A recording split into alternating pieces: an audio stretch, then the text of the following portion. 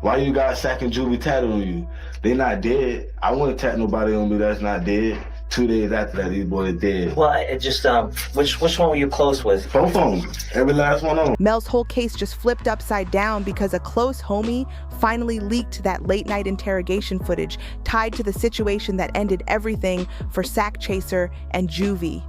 What came out has the streets buzzing and the internet shaking because this new clip might switch up everything people thought they knew about that night. These leaked videos from November 2025 show Jacoby Mills, somebody who was actually there, giving one of the clearest inside breakdowns we've ever seen. And this ain't some blurry phone screen. This is straight from the official room. This raw interrogation tape has everybody replaying it like they're solving the case themselves. Mills wasn't some random bystander either. He was in the red car prosecutors say was trailing the Jeep connected to the whole situation. So what he shares hits different because he knew the crew, the tension, and the moves being made that night. But to understand why these clips are shaking things up so hard, we gotta roll back to how this whole case even began. I already know what y'all here for. Well, it just, which one were you close with? Both of them. Every last one of them. Did you grow up with them? Every last one of them. On October 26, 2018, rising rappers Anthony YNW Sack Chaser Williams and Christopher YNW Juvie Thomas Jr. were found in a Jeep Cherokee at Memorial Hospital in Miramar after what was reported as a drive-by type hit, with Cortland YNW Bortlen Henry saying he rushed them there after the vehicle got struck. At first, the story sounded like another heartbreaking moment where young men get caught in street chaos. But once investigators dug deeper, reports say the evidence started telling a very different tale. Instead of everything coming from outside the Jeep like a classic drive-by, forensic work and autopsy findings allegedly pointed to the strikes coming from inside the vehicle, the same spot where Melly was said to be sitting, which is exactly why this case became one of the most heated conversations in hip-hop. The prosecution says that around 1 a.m. on October 26, 2018, 8 young men pulled up to New Era Studio in Fort Lauderdale to work on music. But according to the leaked interrogation tape, the whole mood felt twisted from the moment they walked in. Pulled that gun on me. Saying Kobe pulled a gun on her? Yep, 5:30 that morning. She called out of work and she called. Wait, stop. And you really can't even tell Courtney. I know what. Yeah, don't say it. Don't say it. That's what she told Mariah too, because that's what Mariah told me. Jamie just called me at 8 and told me. Melly called her at like 5:30 that morning. Mills explains that everyone was acting off, not their usual playful, focused selves, and Sack Chaser was moving with extra edge, even tapping people awake if they drifted off, creating tension instead of creativity. By 3:19 a.m., the session was a bust, the energy was heavy, and everyone agreed it was time to head out. The group split into 2 rides. The red Mitsubishi carried Trivian Glass, Dontavius Withers, Jacoby Mills, and Adrian Davis, while the gray Jeep Cherokee carried Cortland Henry behind the wheel, Anthony Williams in the front, Christopher Thomas in the back, and Melly sitting behind the driver. Surveillance cameras caught both cars taking the same highway route at first, I-95, then 595, then toward Miramar Parkway, just a normal late-night drive after a long studio grind. But things turned strange fast. The red Mitsubishi rolled through the guard gate at Sunset Lakes at 3:50 a.m. like usual, but the gray Jeep never appeared on the cameras inside the gated neighborhood. Instead, cell phone records later showed the Jeep going north. That's where everything gets eerie, because the Jeep reportedly traveled up 181st, then west toward a dark stretch near the Everglades, a quiet zone where nobody would be around at that hour. The vehicle then moved down US 27 and turned onto a dead-end road near a trash facility, a spot completely cut off from any traffic or witnesses. According to the records, this isolated area is where the tragic incident is believed to have unfolded at 4:02 a.m. And here's where investigators hit a shocking twist. When police searched the entire stretch of Miramar Parkway, the supposed drive-by location, they found nothing. No glass, no casings, no marks, nothing that matched the story originally given. Then the medical examiner added another layer, explaining that by the time the drive-by was staged, both victims were already gone, and any marks on the outside of the vehicle came after everything had already ended inside the Jeep. Remix the Melly song. Listen to that bitch. What he said, bust a nigga head, something. This led prosecutors to claim that Melly and Bortlen didn't just face a tragic moment. They allegedly created a whole cover story, driving around with the bodies and firing into the Jeep afterward to make it look random, which is why this case has been one of the most shocking stories in hip-hop history. The prosecution didn't stop at timelines. They pulled out screenshots too, including Instagram messages where someone asked Melly about the situation and he allegedly replied, "I did that." Shh. They also argued that Melly had ties to the G-Shine blood set and had reportedly been learning the group's loyalty oath just 2 days before everything went down, adding even more fuel to the narrative they were building around him. The first trial ended in a mistrial back in July 2023 when the jury couldn't come to a unanimous decision. Since then, delays kept stacking up, and now the retrial is officially set for January 2027, with Melly sitting behind bars for more than 6 years without a conviction. Meanwhile, his co-defendant Bortlen accepted a plea deal in October 2025 for accessory-related charges, creating even more tension around the case. This leads to why these leaked interrogation clips are shaking the internet so hard. Jacoby Mills, also known as Teasey, is reportedly Bortlen's blood cousin and one of the people in the red car that night. That puts him close enough to understand what was happening, but far enough away that he was able to walk out and live to explain his side of the story. The videos came from January 2019, recorded just a few months after the tragedy, before most of the details ever hit the public. That timing alone makes his statements feel heavy, because he's describing things long before news outlets or social media had any insight into how deep this situation went. The fact that this footage suddenly leaked in November 2025, right while the retrial is being prepared, raises major questions. In front of them, it's already too late. We can't try to pull over and get back behind them. Was this a strategic play to sway public opinion? Did it surface because of ongoing civil cases? Or did it simply emerge now because of discovery files? Either way, the timing is wild. The hip-hop world reacted instantly, from big commentators to everyday users online. Some people see the footage as the moment that seals Melly's guilt, while others think Mills is breaking the street code to protect himself. What makes it even more intense is that Mills repeatedly denies being a snitch during the questioning, saying he's only trying to help his people, yet the details he gives are so sharp and damaging that it's hard to imagine who they help besides the prosecution. And now we get into the real chaos, the part where Mills begins laying out a minute-by-minute recap of that night, and the way he breaks it down is so vivid it'll give you chills just hearing it. Mills starts by explaining that the whole vibe at New Era Studio felt completely off that night. They got there around midnight, but instead of the usual late-night grind, everybody was drained, drifting off, and barely focused. And in the streets, nobody wastes paid studio hours unless something deeper is brewing. That's when his story takes a sharp turn. Mills describes Sack Chaser as being extra aggressive, snapping on people for falling asleep and trying to control the whole room. And when someone starts disrespecting the crew in front of everybody, that's usually the beginning of real tension, the kind that doesn't fade overnight. Mills also says Sack Chaser had a wild streak and a reputation for getting physical, which lines up with rumors about ongoing money issues inside the group. People have whispered for years that certain members felt they were owed a cut of Melly's deals, and according to the leaked audio, Sack Chaser believed he was basically the CEO of YNW and deserved half of anything Melly earned. Then Mills breaks down the car placements that night, a detail prosecutors called crucial. He says the Jeep had Bortlen driving, Sack Chaser in the front seat, Melly behind the driver, and Juvie behind Sack Chaser. Mills himself was in the red car with Tay, Fetty, and Adrian Davis. Here's where it gets eerie. Mills claims he tried to get in the Jeep at first, but felt something pulling him away from it, like intuition telling him not to go. Whether you believe in instinct or something higher, he's saying he sensed danger in that setup. He also mentions Juvie grabbing weapons from the studio before they left, and that Melly had a brown satchel with what people assumed was a weapon inside. Prosecutors later used this to suggest that the situation that unfolded wasn't spontaneous at all.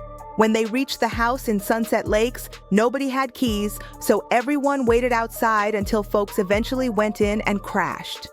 But around 4 a.m., Mills got a chilling call from his mom saying someone contacted her and warned that the group was gone. That kind of threat hitting a parent in the middle of the night means things were way deeper than a studio argument. Mills says he then saw multiple missed calls from Melly, including 17 calls to Drew, their videographer, which told him instantly something serious had gone down. But the moment that shook everyone the most was his next claim. Mills says Melly FaceTimed him after everything happened and was pretending to cry with no real tears, acting devastated even though Mills believed it was all an act to sell the story. Mills explains that in the streets, being able to flip emotions on and off like a switch is something only the coldest individuals can pull off. And according to him, Melly acted calm and collected right after the whole situation unfolded, almost too calm. Mills claims Melly showed fake tears during a FaceTime call, saying he was devastated, but Mills insists it looked more like acting than real pain. He also describes seeing Melly later at Fredo Bang's house, saying Melly had changed into a tank top and gym shorts, a detail that raised eyebrows because switching clothes after a major incident can sometimes point to someone trying to get rid of anything that ties them to the scene. Other witnesses during the trial also mentioned clothing changes, adding weight to Mills's claims. Then comes one of the craziest parts of his story. Mills says that the following morning, the group went into the woods and actually found a .40 caliber handgun soaked in blood. He claims he even held it before a manager grabbed it from him. They also searched for a second weapon, something like a textile firearm, but never found it. This is huge because prosecutors always said law enforcement never recovered the weapon used, and Mills's version suggests the crew disposed of it themselves, explaining why investigators came up empty. Through all of this, Mills keeps insisting that Bortlen wasn't built for that type of life. He describes him as someone who wouldn't be capable of carrying out violence like that, which lines up with why Bortlen only accepted accessory charges instead of facing heavier accusations. But Mills doesn't stop at the what. He dives into the why, and that's where things get messy. He suggests everything might have been a setup and even compares it to other high-profile street cases. Then he drops a bomb, questioning how NBA YoungBoy supposedly knew details about the situation, claiming YoungBoy hinted at things in posts and an alleged remix. Now here's the important part. No federal records, no verified music release, and no official investigation link YoungBoy to any of this. Nothing concrete backs that claim. But Mills bringing up YoungBoy at all shows how tangled street politics and rap industry beefs can get, especially when two crews have a history of tension. What makes Mills's account hit even harder is how many details he described in 2019 ended up matching evidence revealed years later. For example, he mentioned Juvie's thumb being severely injured long before the autopsy details came out in 2025. He also correctly described where Melly was picked up by Fredo Bang, something that wasn't confirmed publicly until cell phone records surfaced during the trial. Throughout the entire interrogation, Mills keeps saying he's not snitching, claiming he's only trying to protect his people and stop anything worse from happening. At one point, he even says he fears his family could be harmed because he spoke to investigators, showing just how heavy the pressure around him really was. When these clips leaked online, the reaction was absolutely wild. Hip-hop commentators like DJ Academics jumped on the footage instantly, while fans across Reddit, Twitter, and everywhere else started arguing about whether Mills is telling the truth or just trying to save himself. Some call him a reliable witness. Others say he broke the street code and can't be trusted. What makes this even more intense is how these revelations tie into the bigger themes of loyalty and betrayal. In the streets, and in hip-hop culture, cooperating with law enforcement is seen as crossing a line. But when someone's friends are gone and another friend is suspected of causing it, those rules start getting blurry real fast.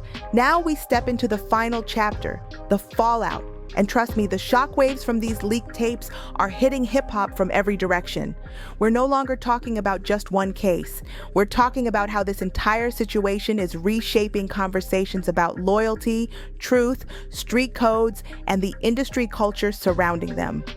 Let's start with the legal side, because things just got complicated. These leaks dropped right as Melly's team is preparing for trial, and legal analysts say the timing definitely isn't random. The footage likely can't be used in court because of authenticity issues, but that doesn't even matter. The public has already seen it.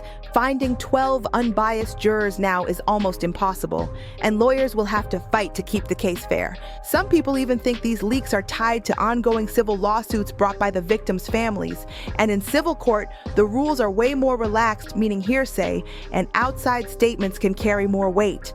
That could explain why suddenly Fredo Bang got pulled into depositions just because Mills mentioned Melly showed up at his house afterward. One name gets said, and suddenly the legal system pulls you in. Even major figures like 50 Cent are reacting to the situation, showing how deeply this story is gripping the entire culture. What started as one case is now a massive conversation about loyalty, power, and the consequences that explode when all of that mixes with fame and street politics. When we get into the street politics side of this story, everything gets way more tangled. The leaked audio from Sack Chaser's family and recorded the day after everything happened shows they had deep insight into tension within the YNW circle. They were talking about money issues, control, and how Sack Chaser didn't want Melly signing what they called a devil's deal, which tells you just how heavy the business pressure was behind the scenes. For years, people whispered that the situation wasn't random at all, that it came down to control and big money. And when record deals worth hundreds of thousands are on the line and two people feel entitled to the same bag, those disagreements can turn dangerous fast in the wrong environment.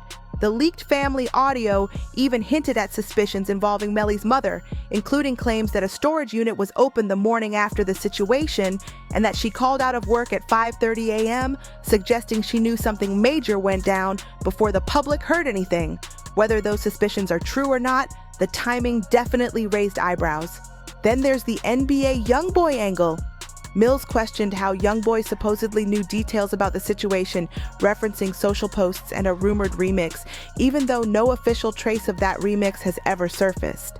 But the fact that Mills even mentioned Youngboy shows how deep these circles overlap. There were past tensions between their crews, and in hip-hop, those connections can turn into huge storylines instantly.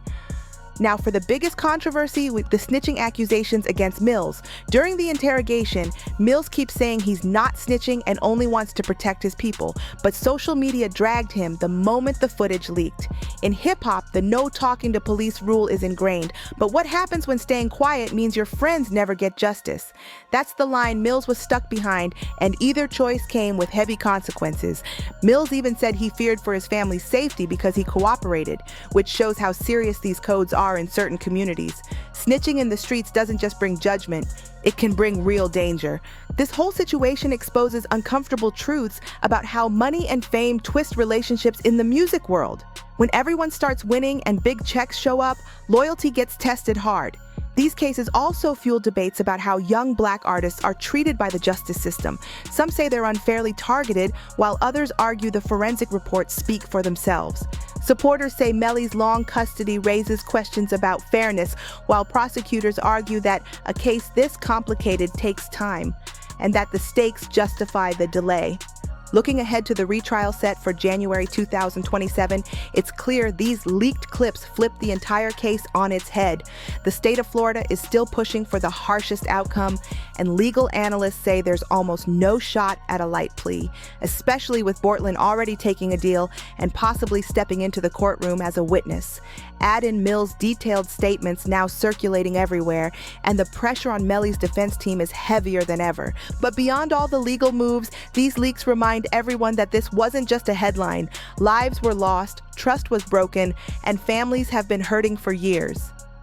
Mills, speaking about Juvie wanting a different path and describing the complicated bond within the crew, paints a picture of young men caught in a world way bigger than them, facing pressures most people can't imagine. The viral spread of this interrogation footage also raises major questions in today's social media era. Should private interviews with police be turned into entertainment? How do you protect someone's right to a fair trial when the whole world is already forming opinions? These issues stretch far beyond just this one case. As the retrial approaches, one thing is certain. The YNW Melly case will stay one of the most closely watched legal battles in hip-hop.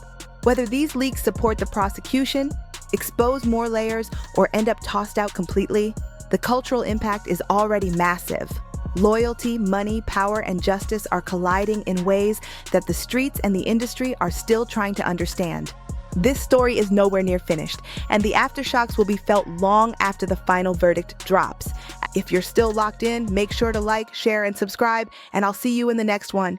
And don't forget, click the next video on your screen for even more celebrity drama you don't want to miss.